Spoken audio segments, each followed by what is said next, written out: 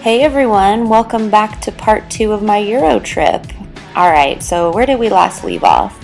Are you getting dizzy from these stairs yet?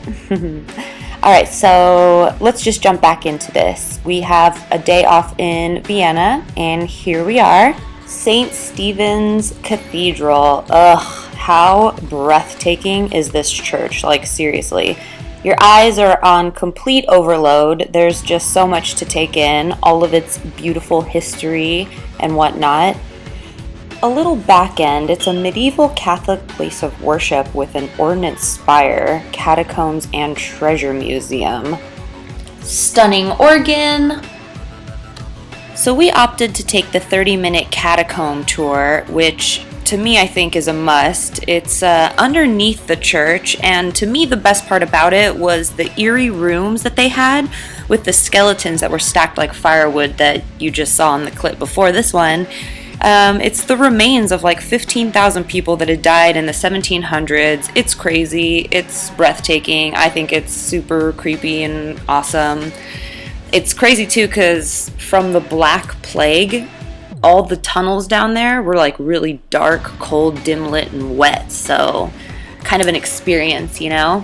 So there's a north tower which can be reached by an elevator or a lift, as they say, and then there's the south tower, which is all stairs, and Jarell and I decided to take it.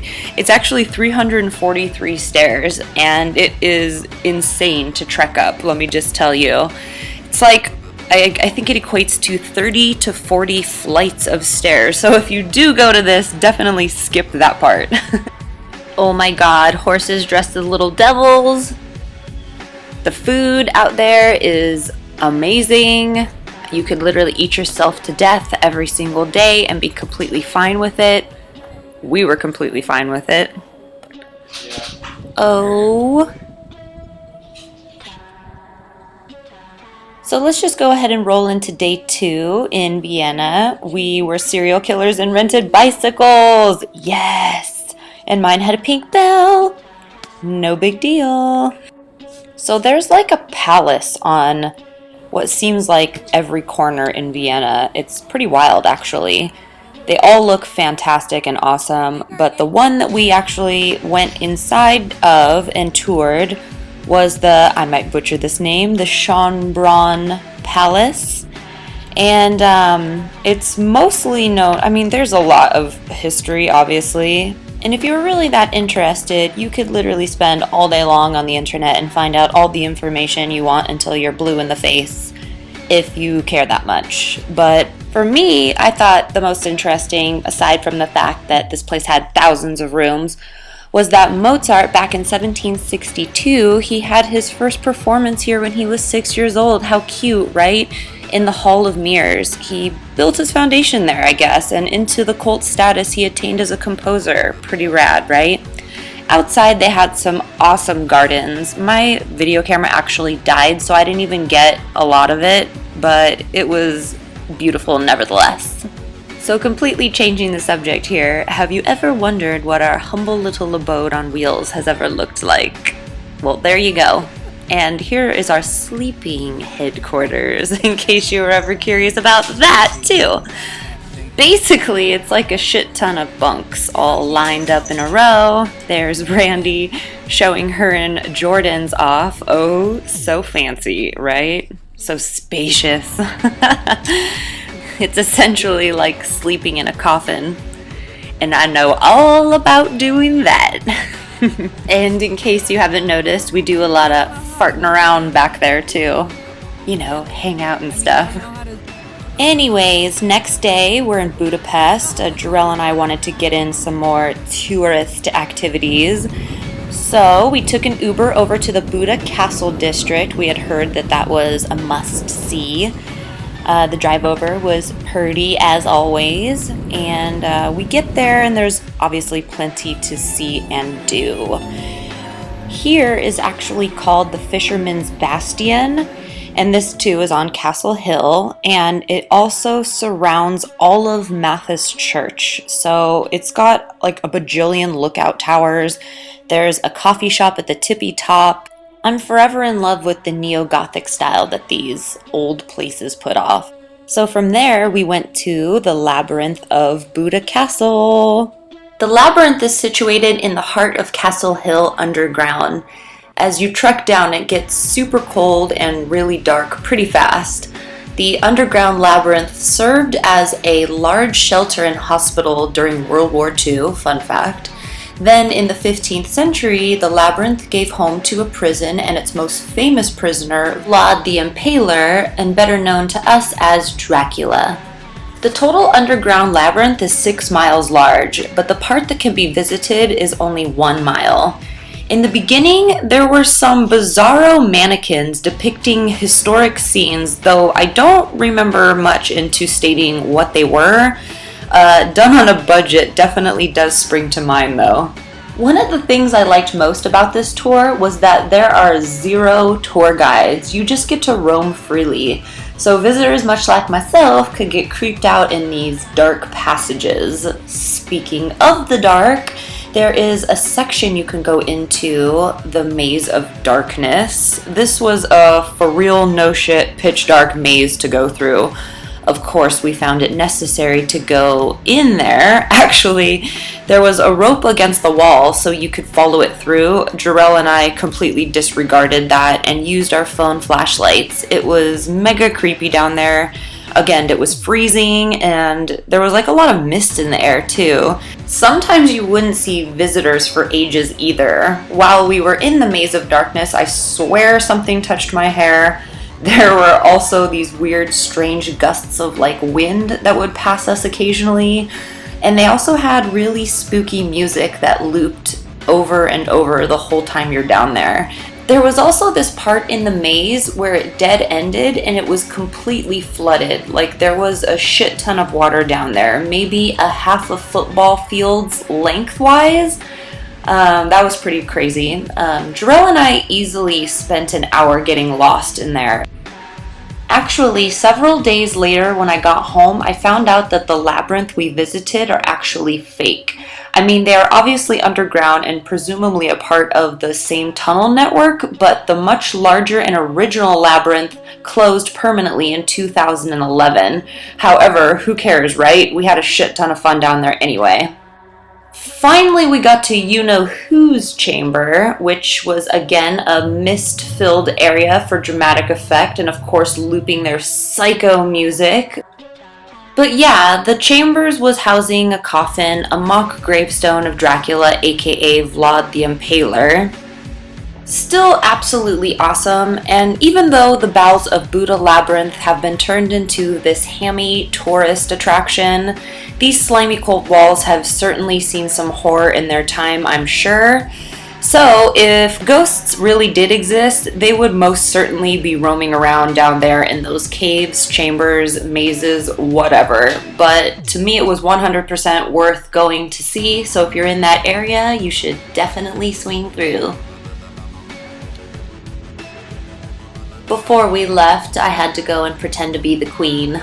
A spooky queen at that. After that, to cool our adrenaline, we went to the Matthias Church, which is another stunningly beautiful architectured church. Very beautiful inside. It was actually King Matthias who had imprisoned Dracula, so that was another fun fact. After that, we had to skedaddle. The muffin had to get back over to the festival and do his thing. So, there it is. And then there's Randy and I rocking out. The show was really good. It was a great turnout. We always have time to kill after the shows, so we usually fart around, skip around and shit. look at really cool things, do some cartwheels, cast some spells. Oh my gosh, my little dreamboat. Could he be any cuter? We were just hanging out watching Asking Alexandria. Pretty fun. Heyo.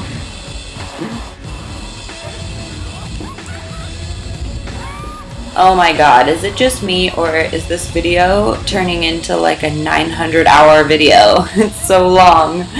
Hopefully you guys are still hanging in there with me on my lovely trip. I mean, meanwhile, we could just watch Dylan cut some rug and my muffin.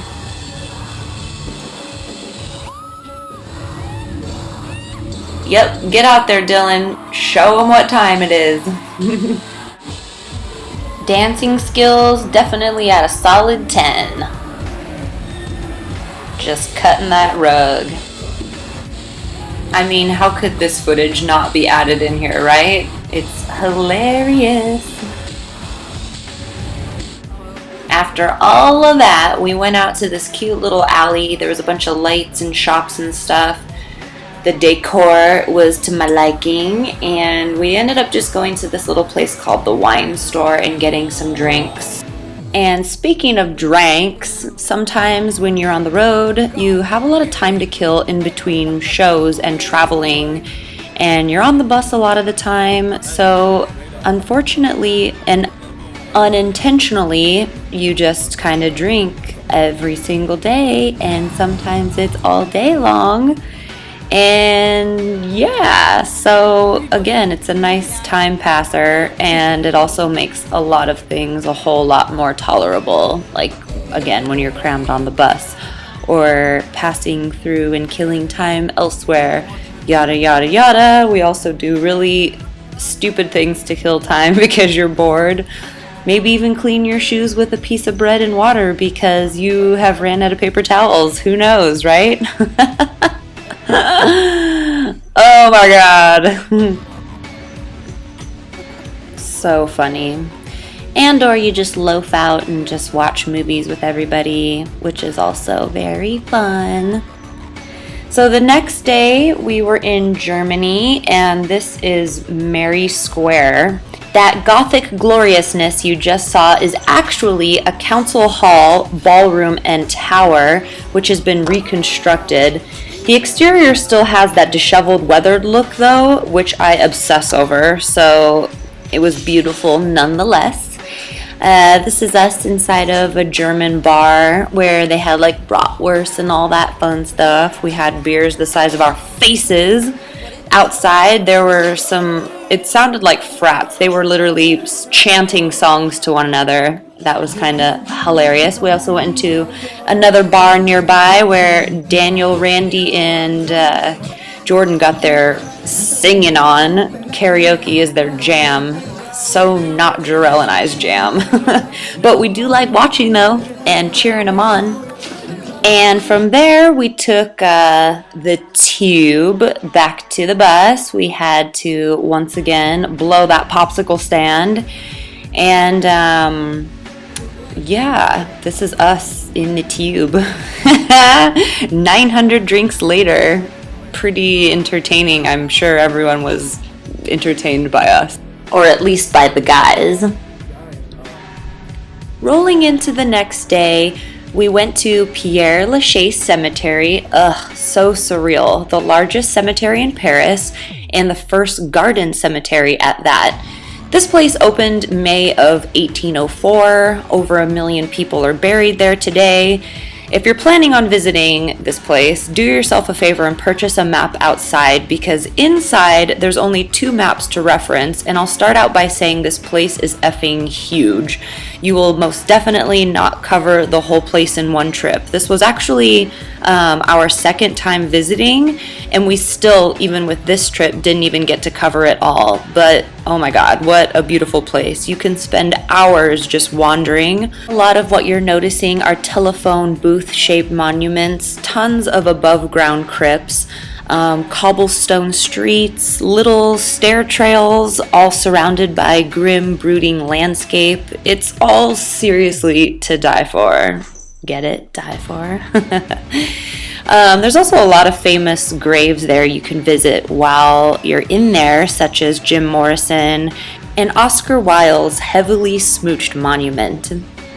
Flip note, there's actually a waiting list to get buried in this cemetery. Are you surprised for that? I'm not. Also, a strange fun fact is that it's not uncommon for them to reopen a grave after a body has decomposed and enter in another coffin. Totally weird, right? Oh yeah, there's one of the only two that are inside of this huge ass cemetery. I think it equated to like 7 miles large. Oh yeah, there's Jim Morrison's grave, by the way. So yeah, pretty much the only way you could dislike this place is because you wore the inappropriate footwear. But other than that, this place is stunning and again, so surreal, absolutely beautiful. I 100% recommend it. And again, you can spend hours getting lost in there, and you actually would get lost because there's so many ways you could go and so many nicks and crannies. So yeah, hope you've enjoyed. I actually lost the footage of when we went to the Catacombs in Paris, which completely blows. I was uploading a lot of footage while I was on the road. It was a little hard managing it all, so I think it just kind of got lost in the shuffle. So boo-hoo to that, but skipping on over into the next day, which we were at Hellfest, and that too was in France. It was a hot ass day, like super duper hot, but yeah, it was like the last festival before me and Randy actually flew home. Candy. But everything up to date was so much fun. Everything was such an experience. Hellfest was super elaborate. I mean, the way they decorated this entire area was awesome. I mean, check it all out. They even had like an old ass Lincoln Continental. And there's the better half going at it again. Such a good job. And afterwards, we just went to go look at everything else that they had to offer in the festival. Just kind of roaming around. How cool is all of that? Not that. But yeah, they put a lot of thought into this. I dig it. And the entrance was my favorite. It was like this Gothic looking castle with Hellfest on the front. So neat. Again, it was one of those shows where we had to pretty much leave right after, so we didn't get to stick around and watch too much. But here's obviously some of that farting around I was telling you about that goes on in the bunk area. But yeah, I'm just gonna kind of wind down on our trip here. And yeah, again, we just took this bus. They had to drive overnight to the airport, which is where the fellas had to fly elsewhere. And then Randy and I, again, we went home. So, oh yeah, the bus smelled like a hamster's cage at this point, by the way. That's what Jarell and I were talking about at this particular moment, was how bad it smelled. Drive is pretty, and that was about it. Hope you enjoyed, and sorry it was long as hell. My god, this was way longer than I even imagined. What are we at, like 20 minutes? Anyways, alright. I will see you boys and ghouls next Tuesday, and I will be making a Morticia gown. Fun. Alright, I'll check you later. Bye.